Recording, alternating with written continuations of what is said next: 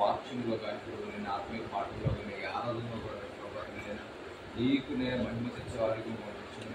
నేను ఇంకా ఎవరైతేనైనా సమయానికైనా ఇంట్లోనైనా సమయాన్ని వృధా చేసి ప్రభు ఇంకా నేను ఎవరైతే టైం వేసుకుంటూ వారు కూడా నేను వాళ్ళని ప్రేరేపించి